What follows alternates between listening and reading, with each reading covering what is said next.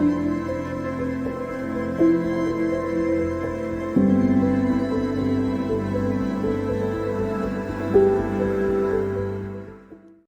you so much, Bridget and Isas and the whole Surrey team for inviting me to join this webinar. And it's really a pleasure and really happy to contribute to this, I think, really exciting topic.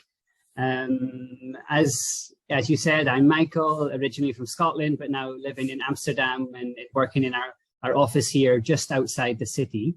But it's also really nice to be involved again with Surrey University. I actually used to attend your career fair at the hospitality school for quite a number of years every March. So I used to take the train to Guildford. I really enjoyed the career fair. I also enjoyed the town.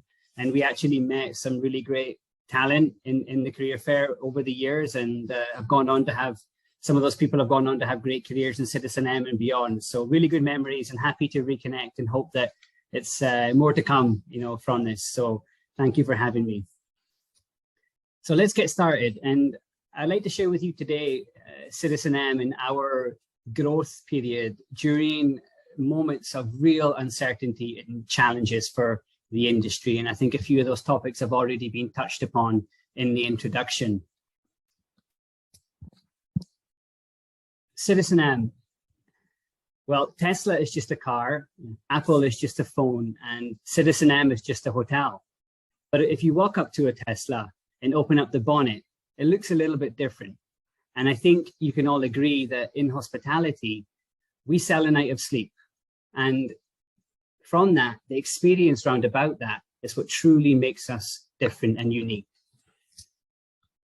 In 2008, we were born as a company with our first property in Amsterdam Schiphol Airport.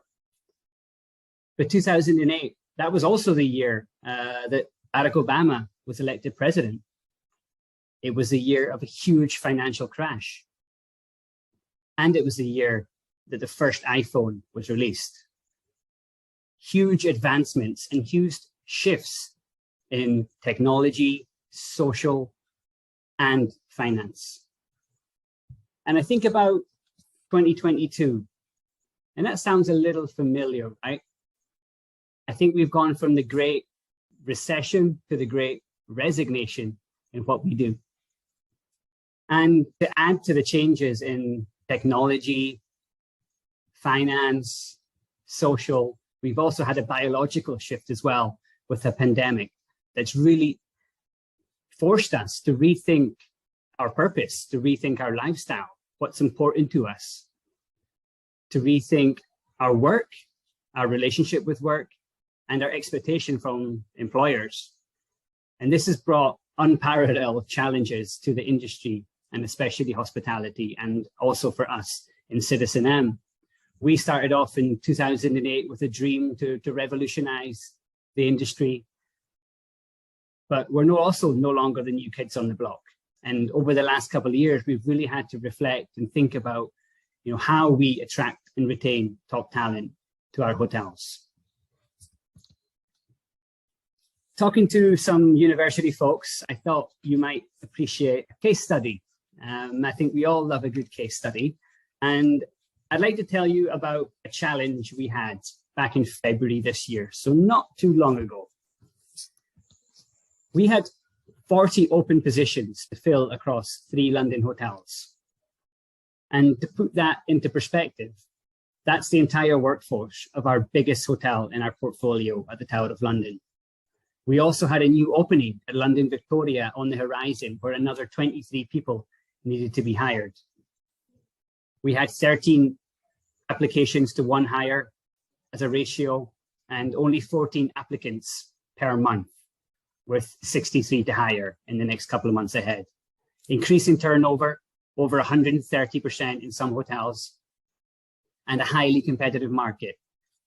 Plus, hotels are starting to get busy again. The lockdown is over and people are traveling. So really a vicious circle that really took us to massively reflect and review what we are doing and how we do it and why. And I'll get back to whether or not we made that, and I'll get back to the case study a little bit later. I always think it's important to take a step back and really take a global view about the macro cultural trends that are impacting directly or indirectly impacting the recruitment landscape. The way we live is changing. We've moved away from cities. Remote working and working from anywhere has become a thing, and even an expectation. Housing prices have gone up, rent prices have gone up. I tried to buy an apartment myself in Amsterdam a few months ago and failed miserably. Cost of living, there's a fuel crisis in France at the moment. People are reviewing their lifestyles, and there's even lifestyle contracts emerging rather than just employment contracts, where people are looking at employers to add value and to contribute to their life, not just their 9 to 5. Work-life values and personal values are blurred. There's been unprecedented burnouts and mental health issues. Quiet quitting has even become a trend. A new meaning to mobility, leisure. How great is it that we can combine a city trip at the weekend and then work from a hotel with or from a co-working space on a Monday? New people are joining companies and they maybe never meet their colleagues. There's less human touch points. So how do we foster and build culture in that environment? A society of monetization. We've had more and more people apply for part-time jobs. More people are balancing that with a side project, whether that is being a comedian, being a musician, being a parent, or maybe studying. People's relationship with money is changing, and the next generation are able to monetize anything, and why not, right? I mean, whether it's an NFT or furniture, their clothes, their lives on social media. My little cousin, he's 22 and just graduated from Edinburgh University, and he has set up a company from his bedroom, buying and selling whiskey from around the world, and he's doing fantastic.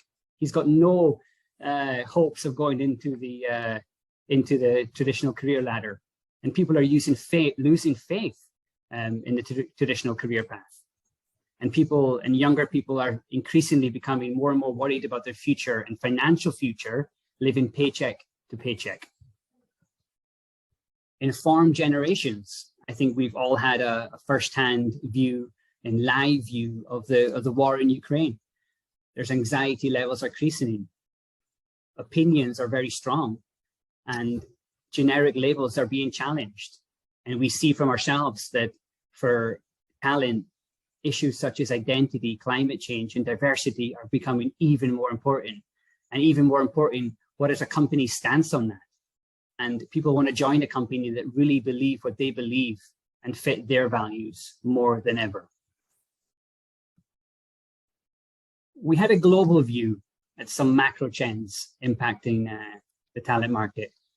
But what about a city view? A little bit more closer to home with some recruitment challenges. There's been a post-COVID acceleration in IT, in digital. Roles in technology, in web development, in UX design, in technology have become even more in demand and difficult to fill. Hospitality itself has taken an unprecedented reputational damage. I mean, an unprecedented, reputational damage. And people are fighting back to poor conditions or poor pay or long hours. There's been huge anxiety and stress. Prices are going up, and even customers are also unhappy with the service. There's a great skills gap and resource gap. Underrepresented talent pools that maybe don't really see a future in hospitality. Yet we need to do something about that together. And I have a question for you. Something to mull over. Is human connection a luxury in 2022? We started off believing that our mantra is affordable luxury for the people, believing that a great barista coffee, a great bed, and a great shower is luxury just as much as the more traditional aspects. But in a period of remote working, people with their heads down in the tube, people maybe working in hospitality that don't quite want to be in hospitality, is human connection becoming a luxury in 2022? Something to think about. Another question. Can tech replace hospitality? The technology advanced future of work, right? But let's go back to our case study. So I shared with you back in February that we had quite a challenge in our hand to almost double our FTE count over the period of 2 or 3 months. And I am happy to say that we made it just about with the skin of our teeth, and we're able to increase applications, hiring, and slightly reduce turnover during that period of time. And what that took was a real review of our entire offer to our employees. We were able to open our shiny new hotel at London Victoria with a great, diverse, enthusiastic team of ambassadors that are really doing great as well. So we made it. We're not there yet, but we made it during this period. And what got us there? Well, it's really human connection. And that's what we reflected on, that in hospitality, we are masters of human connection, right? I think there's no other industry that you can get such a schooling on self-awareness, on social intelligence, on teamwork, on leadership in such a early stage of your career, right? It's the best academy for human connection. And that art of hospitality is something that we should be so proud about. And I think like any connection or relationship, it really starts in leading with empathy and listening. And what we were able to do earlier in the year as the hotels were quieter was really listen to our teams. And whether that is through one-on-one coaching conversations, focus groups, or surveys, really understanding what is important to people. That took a review of our whole salary structure for our frontline teams, our performance rewards, our environment that we create, on leadership, and really understanding how can we elevate what we do and elevate hospitality as much as we possibly can. And how we communicate that internally and externally. There's no difference anymore between internal and external communications. And we put our ambassadors front stage of all of our communications and employer branding. And that authentic communication was so important to tell our story.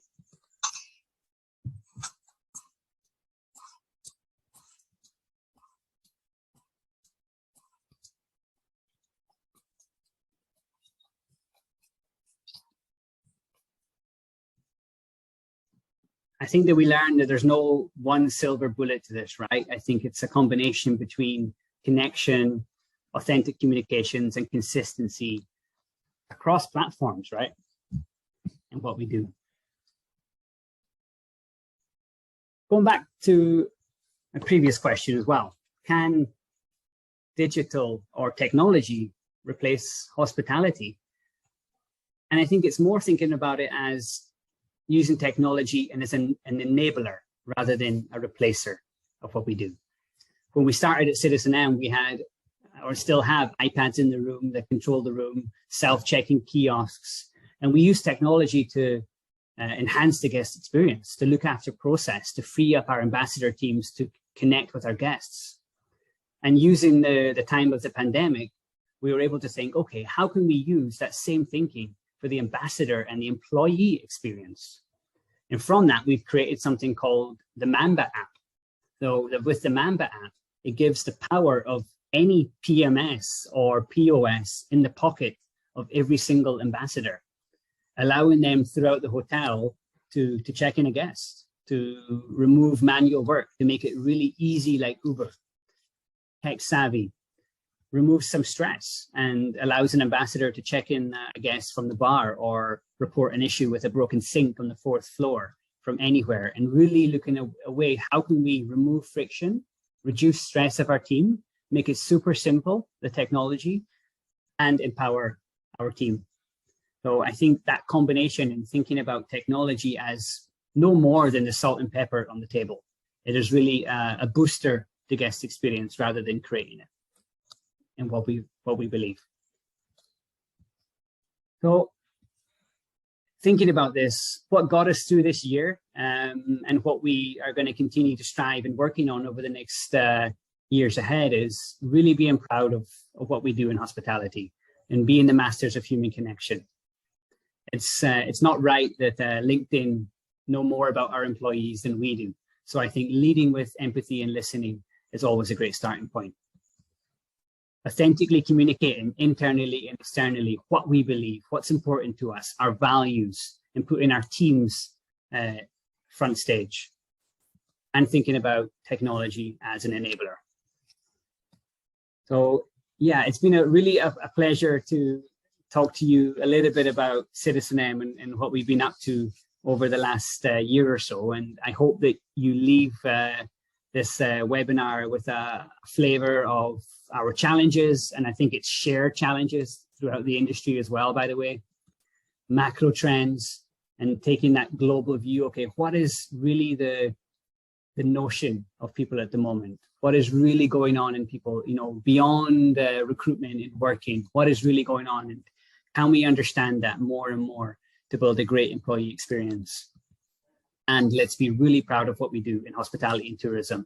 And let's, remember that people will always choose you for purpose and why you do things over how and what you do. So, thank you for having me. I hope you enjoy the rest of the webinar, and I'll be around here and happy to answer any questions at the end.